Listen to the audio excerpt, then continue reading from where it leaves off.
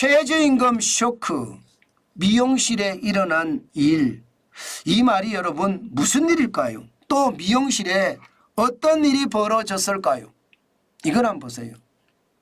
미용실 보조 인턴 시급입니다. 최저임금이 우리가 9,000원 후반대잖아요. 그런데 인턴 시급은 11,000원입니다. 그러면 한 달 지급액이 적게도 240만 원이 된다는 뜻이에요. 240만 원. 와, 요즘같이 불경기에 240만 원이라는 숫자는요, 미용실을 운영하시는 분 입장에서 보면 충격적인 돈입니다. 이게 240만 원을 주고 나면 자기한테 남는 게 없을 수도 있다, 이런 얘기까지가 나오거든요. 그러면 여러분 어떻게 할까요? 내보내는 겁니다. 아니면 안 뽑는 거예요. 인턴이나 스태프 자체를 안 뽑는 거예요. 그러면 미용실 보조를 누가 한다고요? 본인이 직접 하는 거예요. 본인이 직접. 예. 과거에 인턴이나 스태프가 해주던 뭐 샴푸나 머리 감는 것, 청소 직접 한다는 거. 직접 하는 게 훨씬 마음도 편하고 훨씬 돈도 많이 번다, 이런 얘기예요. 실제입니다. 이게 실제예요. 실제 지표를 보면 최저임금이 워낙 많이 올랐잖아요. 2024년 현재 9,860원이에요. 그런데 여기다가 주유수당까지 주면 11,000원을 줘야 되거든요. 11,000원을 주니 240만 원이 되고, 240만 원이 되니 미용실 주인 입장에서는 더 이상 인턴을 두거나 스태프를 줄 이유가 없다. 나는 더 이상 못하겠다. 이렇게 생각하는 거죠. 최저임금의 폐해가 저는 온 곳에서 다 일어난다고 생각을 해요. 지금 웬만한 곳에서는요, 지금 최저임금 폐해가 엄청나게 일어나고 있다는 뜻입니다. 미용실에까지 이렇게 일어나니까요. 그런데 여러분 이거 한번 보세요. 미용실의 인력 부족률 2023년 기준으로 6.4%예요. 2020년에는 2.9%였던 것이 2021년에 5.4%, 2022년엔 6.4%거든요. 6.4%면 다른 직종 있잖아요. 예를 들어서 식품의 생산 가공직 5.5%밖에 안 됩니다. 뭐 5.5% 밖이라고 이야기하기 그런가요? 이것도 굉장히 많은 거니까. 운전이나 운송직에서도 5.4%나 되고요. 제조업 단순직에서도 5.2%. 이거보다도 훨씬 높습니다. 그런데도 안 뽑는 이유는요, 내가 한다. 내가 하면 되지 뭐가 걱정이야. 내가 안 하면 먹고 살지도 못하는데, 이런 얘기예요. 실질적으로 말입니다. 2022년하고 2023년을 보면 말입니다. 미용 예식 서비스직 채용 인원이 무려 30%가 줄어들었습니다. 2021년에 2년에 10,000명을 채용을 했다면 2023년에는 7,000명, 3,000명이 줄어들어서 30%가 줄어들었어요. 이제는요 여러분, 작은 미용실에 가면 보조가 없다는 뜻도 돼요. 보조가.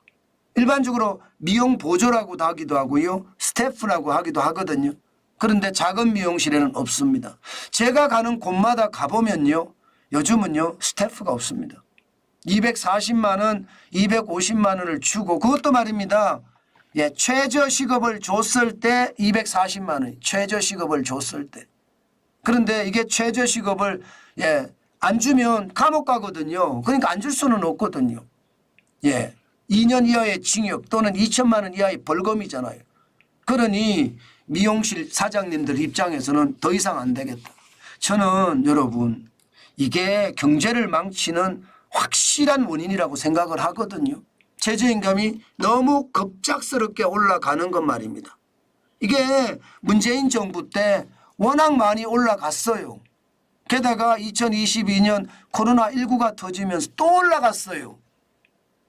실질적으로 최저임금은 안 올라갔지만 이게 여러분 물가가 올라가는 바람에 최저임금도 덩달아 저는 올라갔다 생각은 합니다.